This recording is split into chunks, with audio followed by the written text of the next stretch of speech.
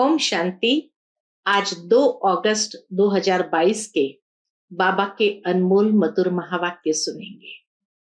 मीठे बच्चे, पढ़ाई का सिमरण करते रहो तो कभी भी किसी बात में मूंझेंगे नहीं। सदा नशा रहे कि हमें पढ़ाने वाला स्वयं निराकार भगवान है। आज की मुरली से प्रश्न है, इन ज्ञान रत्नों का अविनाशी नशा किन बच्चों को रह सकता है? उत्तर है, जो गरीब बच्चे हैं।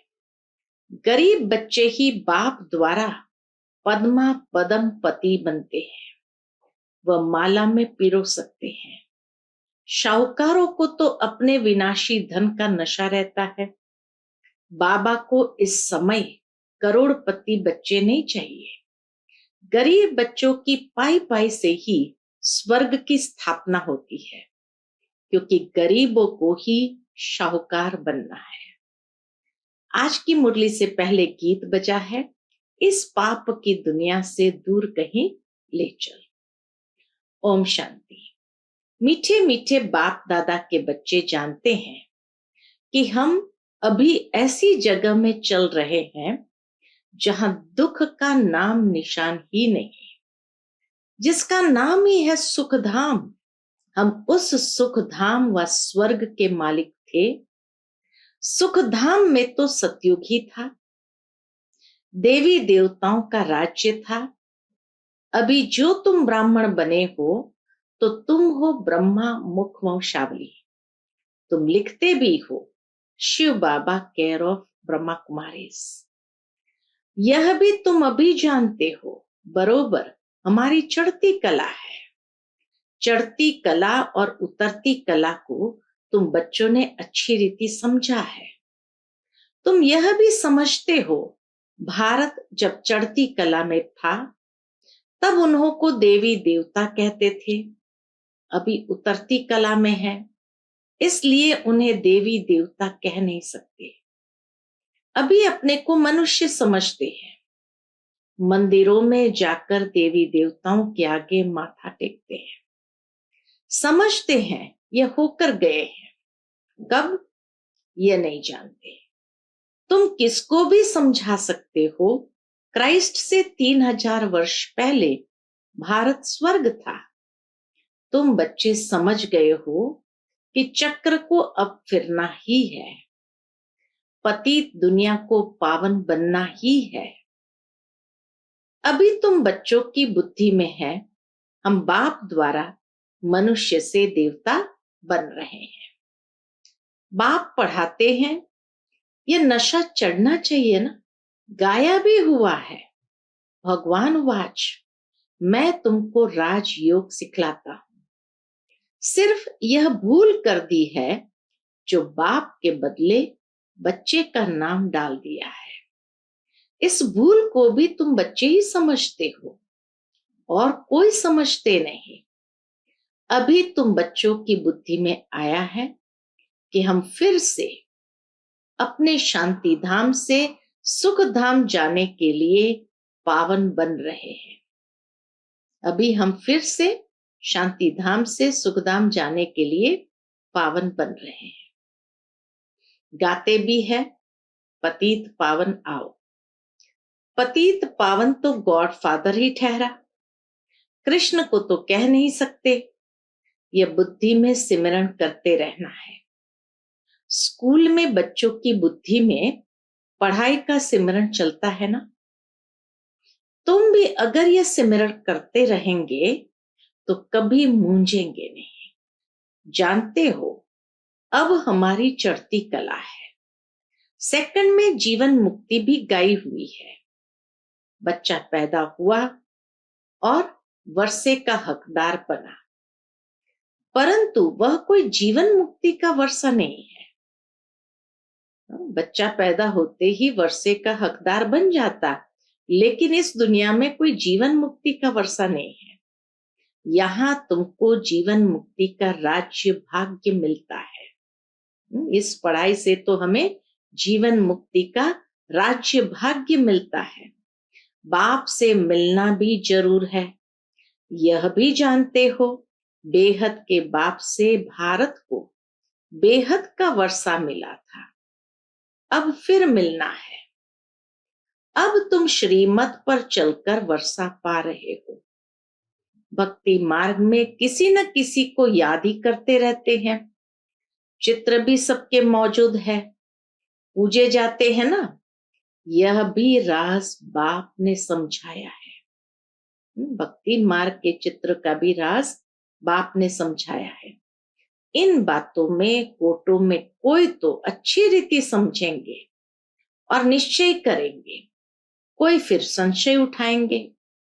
कोई को संशय न आए इसलिए पहले संबंध की बात समझानी है। गीता में भी है ना, अर्जुन को भगवान ने बैठ समझाया। अब घोड़े गाड़ी में बैठ राजयोग सिखावे, ये तो हो नहीं सकता। ऐसे थोड़ी बैठ राजयोग सिखाएंगे। अब यह तो झूठ हो गया। दिखाते हैं विष्णु की नाभि से ब्रह्मा निकला और फिर ब्रह्मा के हाथ में शास्त्र दे दिए हैं। सूक्ष्म वतन में तो हो न सके, तो यहां ही सार समझाएंगे ना। सारे शास्त्रों का सार परमात्मा ब्रह्मा द्वारा यही समझाएंगे ना। ऐसे ऐसे चित्र पर तुम समझा सकते हो। प्रदर्शनी में भी यह चित्र काम में आएंगे जरूर। सूक्ष्म वतन की तो बात ही नहीं। ब्रह्मा मुख द्वारा किसको समझावे। वहां तो है ही ब्रह्मा विष्णु शंकर। सूक्ष्म वतन में तो है ब्रह्मा विष्णु शंकर, तो शास्त्रों का सार किसको समझावे। तुम जानते हो यह सब भक्ति मार्ग के कर्म कांड है।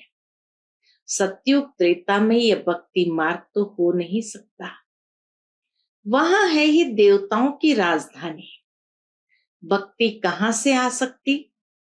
यह भक्ति तो बाद में होती है। तुम बच्चे जानते हो, निश्चय बुद्धि ही विजयी होते हैं। बाप में निश्चय रखेंगे तो जरूर बादशाही मिलेगी। बाप बैठ समझाते हैं, मैं स्वर्ग की स्थापना करने वाला, पतितों को पावन बनाने वाला हूं। शिव को कभी गोरा सांवरा नहीं कहेंगे। कृष्ण को ही श्याम सुंदर कहते हैं। यह भी बच्चे समझते हैं। शिव तो चक्र में आता नहीं है, उनको गोरा व सांवरा दिखा न सके। बाप समझाते हैं, तुम बच्चों की अब चढ़ती कला है। सांवरे से गोरा बनना है। भारत गोरा था, अब काला क्यों बन गया है। काम चिता पर बैठने से। यह भी गायन है, सागर के बच्चों को काम ने जलाए भस्म कर दिया। अब बाप तुम्हें ज्ञान चिता पर बिठाते हैं। तुम्हारे ऊपर ज्ञान की वर्षा होती है।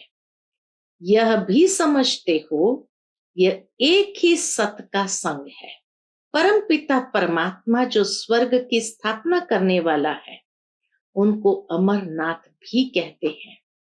तो जरूर यहाँ बच्चों को बैठ समझाएंगे ना। पहाड़ पर सिर्फ एक पार्वती को बैठ सुनाएंगे क्या। उनको तो सारी पति दुनिया को पावन बनाना है। एक की तो बात नहीं है। तुम जानते हो, हम ही पावन दुनिया के मालिक थे, फिर हम ही बनेंगे। हम ही थे, हम ही बनेंगे। झाड़ के ऊपर भी समझाया है कि पिछाड़ी में भी छोटी छोटी टालियां निकलती है। ये सब है छोटे छोटे मठ पंथ। पहले पहले बहुत खूबसूरत पत्ते निकलते हैं। जब झाड़ की जड़ीभूत अवस्था होती है तो फिर नए पत्ते भी नहीं निकलेंगे और न फल निकलेगा। जड़ीभूत हो गया तो न नए पत्ते निकलेंगे और न फल निकलेंगे। हर एक बात बाप बच्चों को अच्छी रीति समझाते रहते हैं। लड़ाई भी तुम्हारी माया के साथ है। इतना ऊंच पद है तो जरूर कुछ मेहनत करेंगे ना। पढ़ना भी है, पवित्र भी बनना है। आधा कल्प रावण राज्य चला है और अब राम राज्य होना है। कहते भी है राम राज्य हो, परंतु ये पता नहीं कि कब और कैसे होगा। शास्त्रों में तो ये बातें है नहीं। दिखाते हैं पांडव पहाड़ों पर गल मरे। अच्छा, फिर क्या हुआ? प्रलय तो होती नहीं। एक तरफ दिखाते हैं कि बाप राजयोग सिखलाते हैं, कहते हैं तुम भविष्य में राजाओं का राजा बनेंगे, और फिर दिखलाते हैं पांडव खत्म हो गए। ये कैसे हो सकता? नई दुनिया की स्थापना कैसे होगी? श्री कृष्ण कहां से आए? जरूर ब्राह्मण चाहिए। तुम जानते हो हम नई दुनिया में जाने का पुरुषार्थ कर रहे हैं। यहाँ ज्ञान सागर के पास रिफ्रेश होने आते हैं। वहां ज्ञान गंगाओं द्वारा सुनते हो। कैलाश पर्वत पर एक तालाब दिखाते हैं जो मानसरोवर है। कहते हैं उसमें स्नान करने से परिजादा बन जाते हैं। वास्तव में यह है ज्ञान मानसरोवर। ज्ञान सागर बाप बैठ ज्ञान स्नान कराते हैं, जिससे तुम बहिष्त की परियां बन जाते हो। परियां नाम सुन ऐसे पंख वाले मनुष्य बना दिए हैं। वास्तव में पंख आदि की बात है नहीं। आत्मा के उड़ने के पंख अब टूट गए हैं। शास्त्रों में तो क्या क्या बातें लिख दी है। यह भी बहुत शास्त्र पढ़ा हुआ है। बाबा कहे ब्रह्मा बाबा भी तो बहुत शास्त्र पढ़ा हुआ है। इनको भी बाप कहते हैं तुम अपने जन्मों को नहीं जानते हो। इतना शास्त्र पढ़ने के बाद भी तुम अपने जन्मों को नहीं जानते हो। मैं तुम्हारे बहुत जन्म के अंत के जन्म में प्रवेश करता। कृष्ण तो है ही सतयुग का पहला जन्म। स्वयंवर के बाद फिर लक्ष्मी नारायण बन जाते हैं। तो जो श्री नारायण था वह बहुत जन्म के अंत में अब साधारण है। फिर जरूर उनके ही तन में आना पड़े। कई कहते हैं भगवान पति दुनिया में कैसे आएंगे? न समझने कारण श्री कृष्ण का नाम डाल दिया है, जो सबसे पावन है। परंतु श्री कृष्ण को सब भगवान मानेंगे नहीं। दूसरे धर्म वाले तो श्री कृष्ण को भगवान मानेंगे नहीं। भगवान तो है निराकार। उनका नाम शिव मशहूर है। प्रजापिता ब्रह्मा तो यहाँ है। सूक्ष्म वतन में तो ब्रह्मा विष्णु शंकर है। यह भी अच्छी रीति समझाना चाहिए। धारणा बहुत अच्छी चाहिए। आपस में एक दो को यह याद दिलाना चाहिए। बाबा को याद करते हो, 84 के चक्र को याद करते हो, अब घर जाते हैं। ये पुरानी दुनिया, पुराना वस्त्र सब त्याग करना है। अभी हम नई दुनिया के लिए तैयार हो रहे हैं। पुरानी दुनिया का नशा नहीं रहता।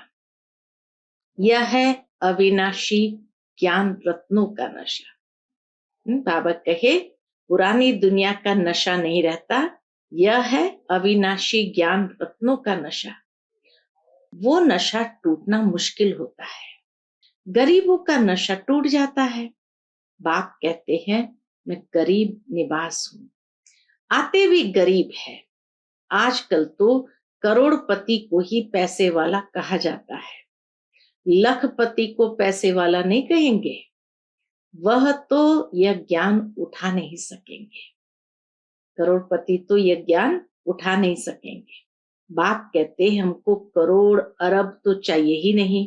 क्या करेंगे?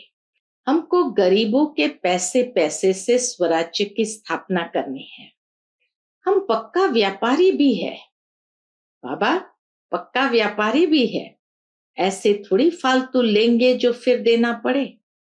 तुम्हारा मट्टा सट्टा है, इसीलिए भोलानाथ कहा जाता है। गरीब से गरीब ही माला में पिरोए जाते हैं। सारा मदार पुरुषार्थ पर है। इसमें पैसे की बात नहीं। पढ़ाई की बात में गरीब अच्छा ध्यान देंगे। पढ़ाई तो एक है ना। गरीब अच्छा पढ़ेंगे क्योंकि शाहूकारों को तो पैसे का नशा रहता है। तुम बच्चे जानते हो हम स्वर्ग के मालिक थे, अब कंगाल है। अब बाप आया है, 84 का चक्र तो जरूर लगाना है, पुनर्जन्म भी सिद्ध करेंगे। तुम सिकिलदे बच्चे ही 84 के चक्र में आते हो, यह भी तुम जानते हो और कोई को पता नहीं है। तुम जानते हो चक्र पूरा होता है, अब घर वापस जाना है, पढ़ाई को दोहराना है। चित्र रखा होगा तो देखकर चक्र याद आएगा। गीत भी कोई कोई बहुत अच्छे हैं, सुनने से नशा चढ़ता है। तुम अब शिव बाबा के बने हो, वर्षा तुमको अब निराकार से मिल रहा है, साकार द्वारा। निराकार कैसे दे जब तक साकार में न आए? तो कहते हैं मैं इनके बहुत जन्म के अंत में प्रवेश करता हूं, प्रजापिता भी यहां चाहिए ना। ब्रह्मा का नाम मशहूर है, ब्रह्मा मुख वंशावली बच्चों को बाजोली भी समझाई है। हम अभी ब्राह्मण हैं, फिर देवता बनेंगे। चोटी देखने में आती है, ऊपर में है शिव बाबा स्टार। कितना सूक्ष्म है, इतना बड़ा लिंग नहीं है। शिव बाबा कोई इतना बड़ा लिंग नहीं है, यह तो पूजा के लिए बनाया है। रुद्र यज्ञ रचते हैं तो एक बड़ा शिवलिंग और छोटे छोटे शालिग्राम बनाते हैं। शाहूकार लोग बहुत बनाते हैं। यह सब भक्ति मार्ग में शुरू होता है द्वापर से। पहले होती है 16 कलाएं, फिर 14 कलाएं, फिर कलाएं कम होते होते अभी कोई कला नहीं रही है। ये बाप बैठ समझाते हैं। बाप और कोई तकलीफ नहीं देते हैं। नोट करते जाओ, पतियों के पति को कितना टाइम याद किया। बाबा कहे नोट करो, पतियों के पति को कितना टाइम याद किया। अव्यभिचारी सगाई चाहिए ना, मित्र संबंधी आदि सब भूल जाए, एक से ही प्रीत रखनी है। इस विषय सागर से क्षीर सागर में जाना है। आत्माओं की बैठक तो ब्रह्म तत्व में है। क्षीर सागर में विष्णु को दिखाते हैं। विष्णु और ब्रह्मा, ब्रह्मा द्वारा तुमको समझाते हैं, फिर तुम विष्णुपुरी क्षीर सागर में चले जाते हो। अब बाप कहते हैं माम एकम याद करो, और कोई तकलीफ नहीं देते हैं, सिर्फ कहते हैं कि आत्माएं मुझे याद करो, मैंने तुमको पाठ बजाने भेजा था, तुमको याद दिलाते हैं।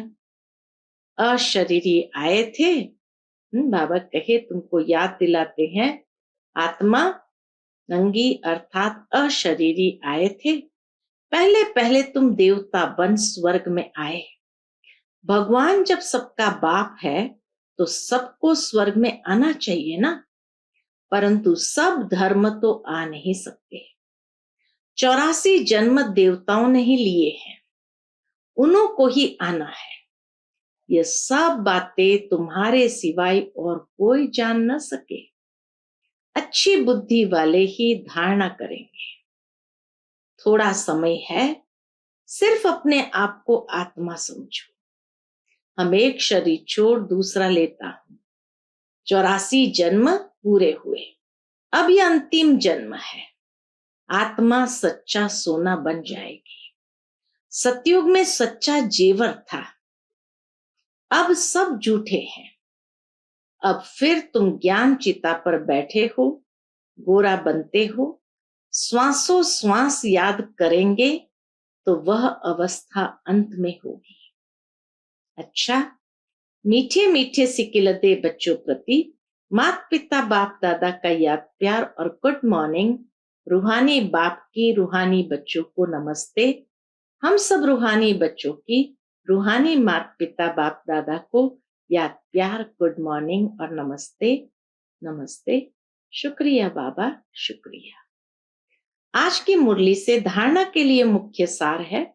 पहली पॉइंट, क्षीर सागर में जाने के लिए एक बाप से ही सच्ची प्रीत रखनी है, एक की ही अव्यभिचारी याद में रहना है और सबको एक बाप की याद दिलानी है।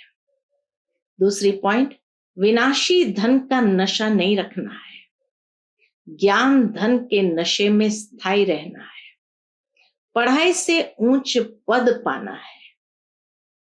आज का बाप दादा का मधुर वरदान हम बच्चों के प्रति है, बाप की मदद द्वारा उमंग, उत्साह और अथकपन का अनुभव करने वाले कर्म योगी भव। बाप की मदद द्वारा उमंग, उत्साह और अथकपन का अनुभव करने वाले कर्म योगी भव। कर्म योगी बच्चों को कर्म में बाप का साथ होने के कारण एक्स्ट्रा मदद मिलती है। कोई भी काम भल कितना भी मुश्किल हो, लेकिन बाप की मदद उमंग, उत्साह, हिम्मत और अथकपन की शक्ति देने वाली है। जिस कार्य में उमंग उत्साह होता है वह सफल अवश्य होता है। बाप अपने हाथ से काम नहीं करते, लेकिन मदद देने का काम जरूर करते हैं। और आप और बाप ऐसी कर्मयोगी स्थिति है तो कभी भी थकावट फील नहीं होगी। आज का स्लोगन है, मेरे में ही आकर्षण होती है, इसलिए मेरे को तेरे में परिवर्तन करो।